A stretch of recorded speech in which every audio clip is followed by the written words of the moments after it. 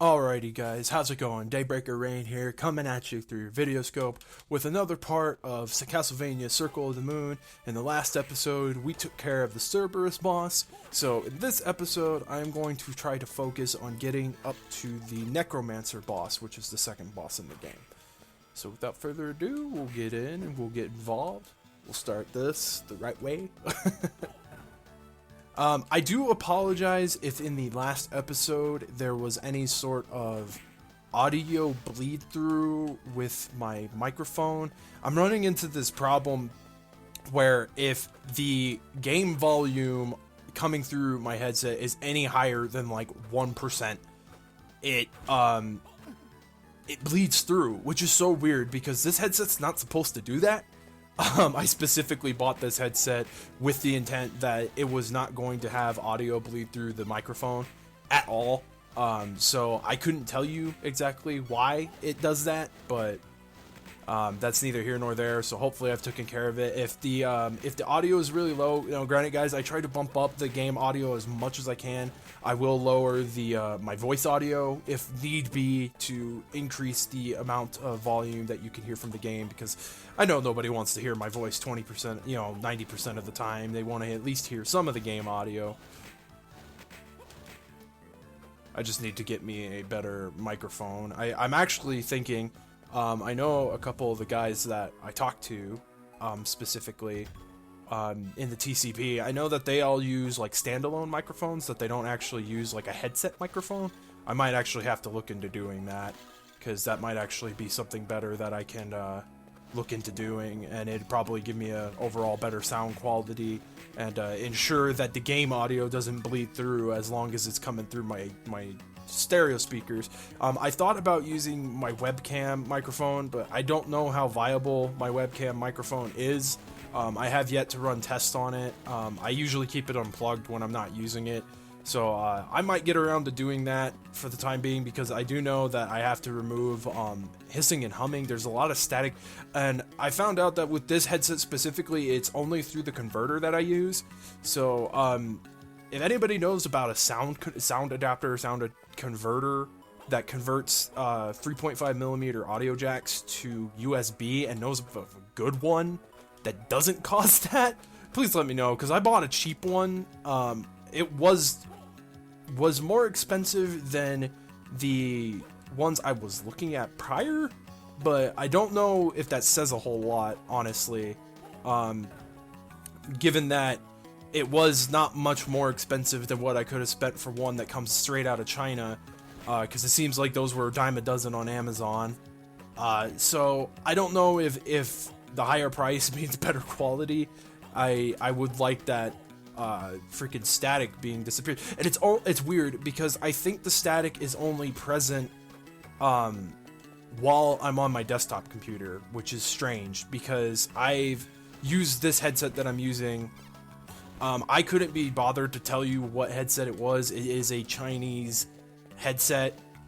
When I bought it, it said it was USB. It was cheap. I wasn't really in the market to buy something expensive. I needed a new headset because my Triton kunais, as much as I loved that headset, are now like completely debunked. I was trying to go back to recording audio with that headset, like specifically, microphone audio, but for some weird reason there was this weird, crazy popping noise that came through whenever I played the game. It was like a kind of like that. And I had no idea how to fix it, so unfortunately I can't use that headset. If it was up to me, I would be using my my old headset, which was a pair of Turtle Beaches. It was the Modern Warfare 3 Foxtrot headset. I swear by that headset because it was great. It was a great headset. Like, I know a lot of people say that there are better quality headsets out there. Like, I won't dog on Triton. The Triton kunais are a great headset as well. They're very versatile. They're compatible with just about fucking everything, which is great, because that's a great thing to look at into when you're buying a headset, I think, is compatibility. That's the reason I bought this headset, because everything said that it worked on PS4. Some of the other headsets I was looking at said that they work specifically for PC, the cheaper ones. So that's why I went with this headset. Like, and this headset's not bad. There's just things that I don't like about it. Mainly being, I know it has something to do with the converter. I'm not sure how to fix it. I wish I knew how, because it is kind of annoying. But thankfully, it's not so bad. WavePad, which is the sound recording software I use for my microphone, has the ability to remove all the static, so my voice still comes in pretty clear. If I do plug in the headset to the back of the computer, just like through the 3.5mm audio jacks, it is kind of echoey, and I don't like that. It sounds tinny, and I don't know if that's just this headset per se, or if that's just because of the, my bedroom, because I don't have carpeted floors, so everything is like very, echoey in here as it is. So I don't know if that has something to do with it. There's so many variables, and I know I'm just talking a mile a minute about like nothing particular about the game, but what can I say about this game? I love this game. This game's awesome. If you haven't played the handheld Castlevanias, you are definitely missing out. Like, I would recommend playing all of them. Like, play the ones on Game Boy, play the ones on Game Boy Advance, play the ones on DS. I know that there's DS emulators that work pretty well. I don't know how per se it does work. The only thing I could think is that like the mouse is somehow emulates the touchpad, I'm assuming. I haven't messed around with one. I might actually get around to messing around with one, just so I could play some of the Castlevanias on the DS, because I own all three, and I love all three of them. Like, Portrait of Ruin was actually the last one of the trilogy that I got. I actually got Dawn of Sorrow and Order of Ecclesia before I got my copy of Portrait of Ruin. The reason being is that there was I could never find a copy of Portrait of Ruin here in town, and that was during the time when I was like really not into doing online purchases, because I had this like epiphany like put in me that doing online purchases, there's a lot of variables that go into online purchasing, and there is, you are taking a risk. You are hoping without a shadow of a doubt that the person that you're buying from is being truthful about the condition of everything that they're selling to you. And there was also the thing that I just didn't like the price I saw for Portrait of Ruin. So I ended up, I think it was when I went out of town, I was in San Diego briefly with my family for about a week. I happened to go into a GameStop in Horton Plaza. For those who dwell in the California area and know what Horton Plaza is, it was amazing. I loved going there.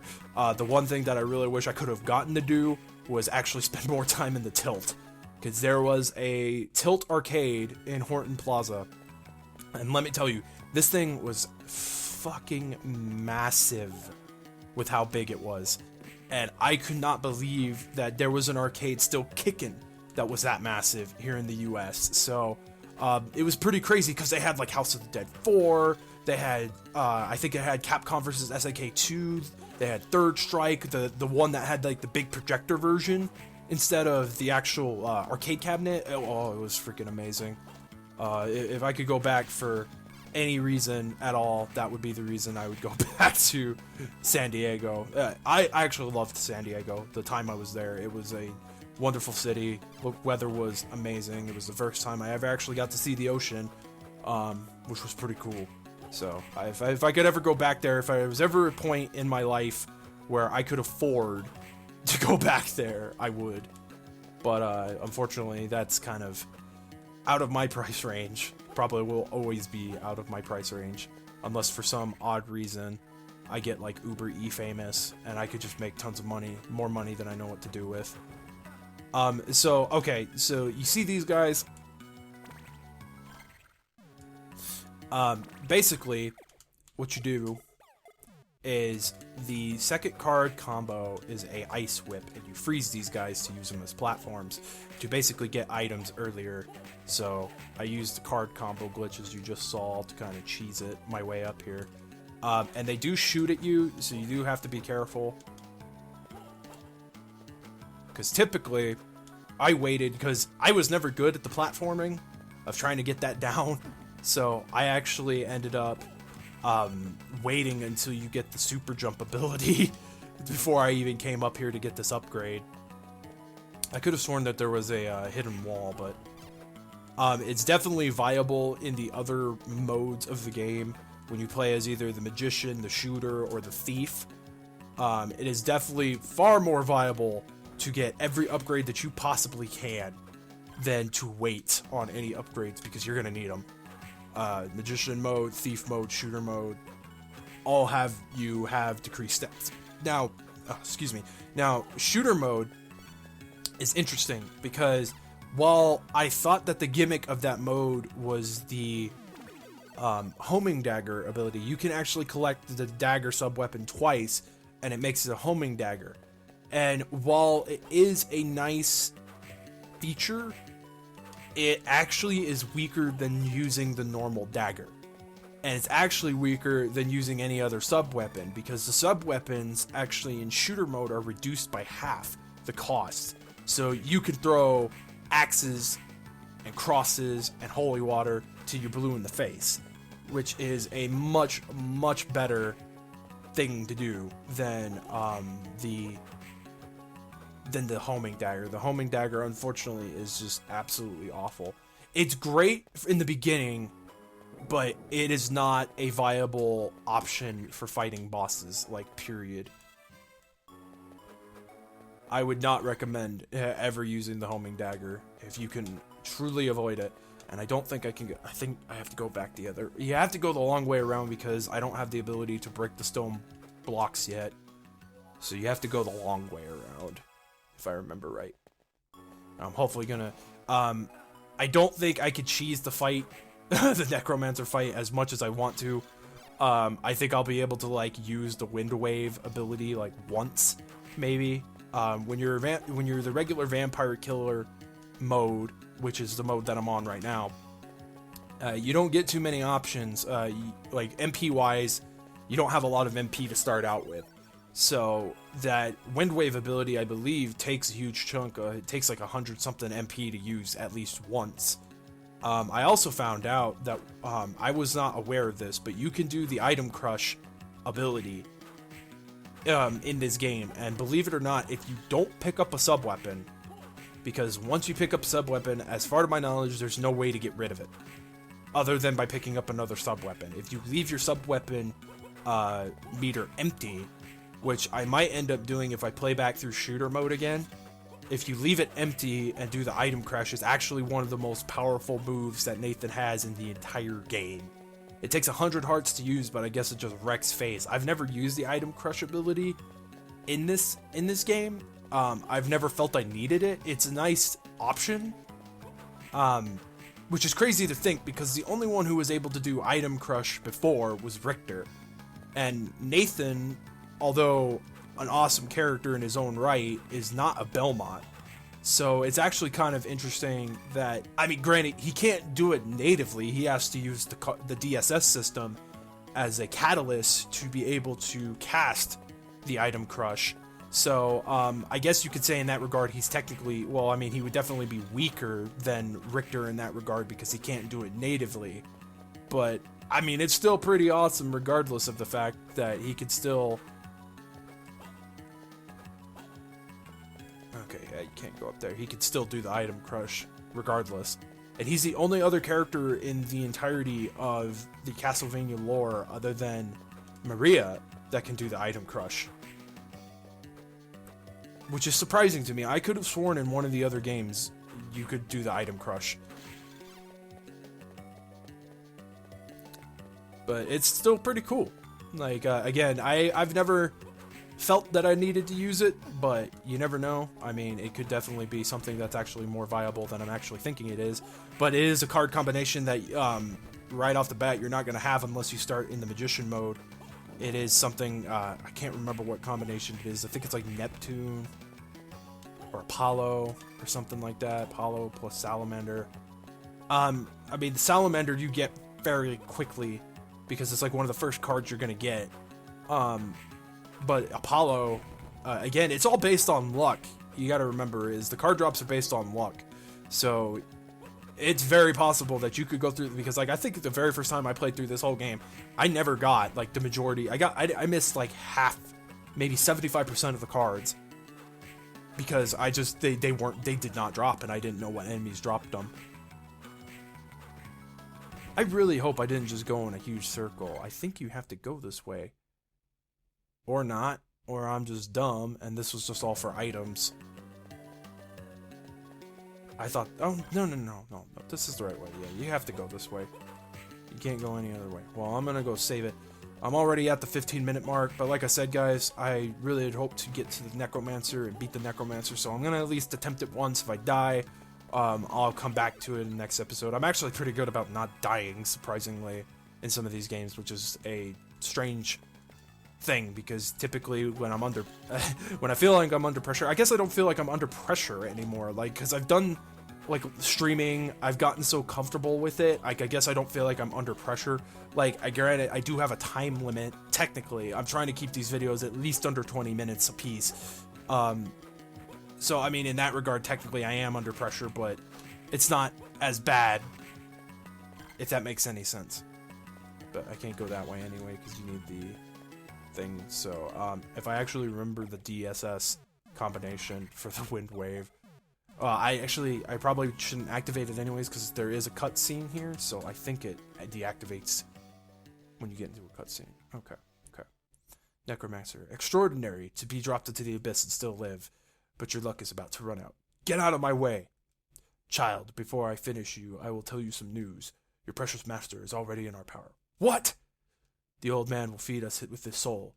The rite has been prepared, and we only await the full moon. No! Now, when I first fought this guy, having previous Castlevania knowledge, I thought this dude was Death. Like, no joke. Like, I mean, he fights like Death, and almost in a way like Shaft. Okay, I think it was this one and this one, I think. If it is... Damn it! Oh, bastard. Freaking bastard. He knocked me out of it. I don't know if you guys heard it go off. Okay, well, I guess I've got my wits for this time.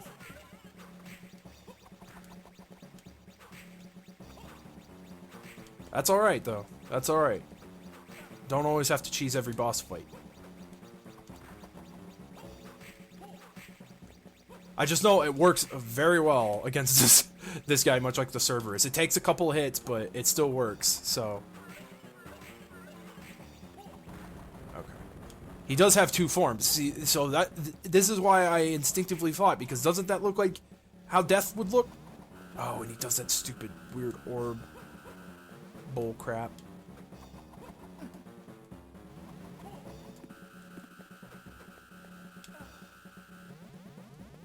See, if I was playing Magician mode, I would probably be cheesing this fight, mainly just because I wouldn't be able to take his take his hits at all,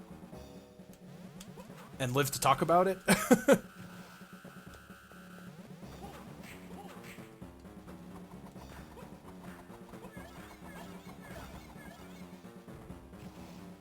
Fuck you and your skeletons.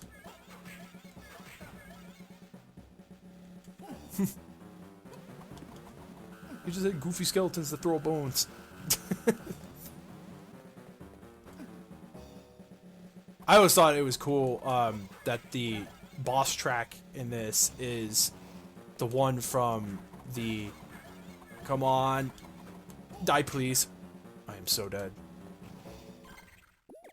I think I have some potions, not a lot. Yeah, and the shitty thing is again, potions are all based on drop rate. And the first couple types of potions you can get, the basic potion only heals 20 HP. Now, it's fine at the beginning, which good, I killed him, so it's alright. The 20 HP is fine at the beginning, but when you start getting up to like the 200, 300 range in HP, like 20 HP is not that great. I know, Master's still alive. Hold on, I'll be there. Though, where is Hugh? He's being a bitch, is what he's being. Tackle. Forward special move button makes player charge. Some blocks can be destroyed with this move. So yay, now I can break stone blocks with my head. So I'm gonna go get to the save point, guys, and then I will wrap it up for this part. But yeah, 20 HP potions are not great, and you don't get high potions until way later in the game. I think there's like 3 different potions, if I remember right.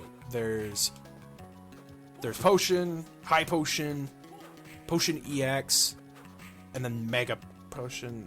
I might be wrong about that. I think there might be only the mega heart, which you can actually get items that increase your hearts, so in case you don't want to go break candles for a living. Alrighty guys, so that was the second part. I did what I set out to do. Dude, it's a little over 20 minutes, which I apologize about. I try to keep these things under 20 minutes if I can. But next part, we'll be going, I believe, to the machine tower. So stay tuned. I hope to see you guys in the next one, and I'll catch y'all later. Take it easy, guys.